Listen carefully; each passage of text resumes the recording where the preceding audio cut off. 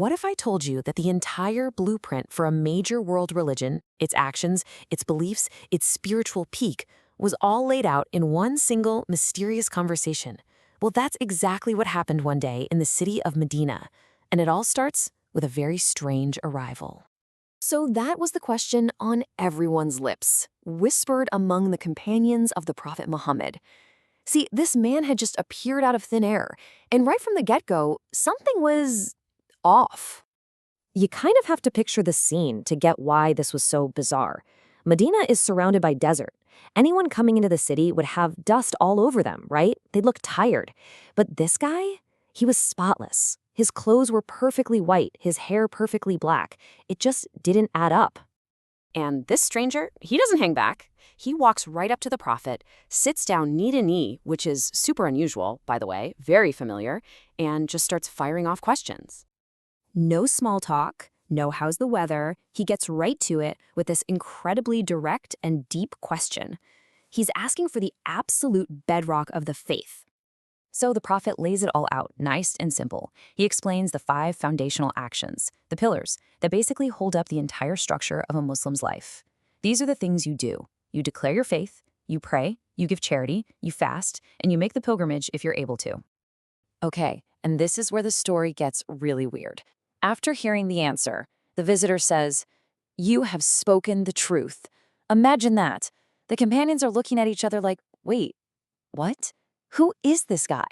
He asks the question and then confirms the answer himself, like he's the one giving the test. But he's not done, not by a long shot. He's covered the what you do, the outward stuff. Now he's going deeper, digging right into the very heart of belief. His second question totally changes gears. He's shifting from the physical to the spiritual. He's basically asking, all right, I get what a Muslim does. Now tell me, what does a Muslim truly believe? And just like before, the Prophet gives this perfectly clear, structured answer. These are the 6 core beliefs, the things you hold in your heart that give meaning to all those actions we just talked about. This is the creed. So let's break that down, because it's super important. Think of it like this. Islam is the body, the actions you can see. Iman is the soul, the unseen beliefs inside that give those actions their meaning. You really can't have one without the other. And then comes the third question. He's asked about the body, he's asked about the soul.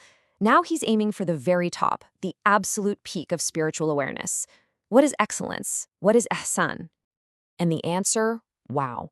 It's really the summit of the whole conversation. It takes religion from just a list of rules and beliefs and turns it into a living, breathing state of consciousness. It's about acting with the absolute certainty that you are always in the divine presence.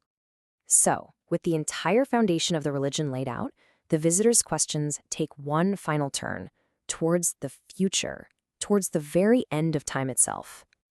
The Prophet explains that only God knows when the final hour will be. And the visitor doesn't argue. He just asks, okay, so what are the signs? What should we be looking for? The signs the Prophet gives are pretty cryptic. For centuries, scholars have seen these as pointing to a time when society gets flipped completely on its head, a world where social orders crumble, and you see the poorest of the poor suddenly competing to build these massive, empty skyscrapers. And with that last prophetic answer, the interrogation is over. The visitor has gotten what he came for, and now we finally get to the big reveal. He just gets up, calmly walks away, and vanishes. As mysteriously as he arrived, he's gone, leaving everyone sitting there completely and utterly stunned. You can just imagine the silence for a minute before one of the companions finally asks the question that's on everyone's mind. Who was that? And the answer changes everything. The Prophet says that was Jibril, the angel Gabriel. He wasn't a man at all.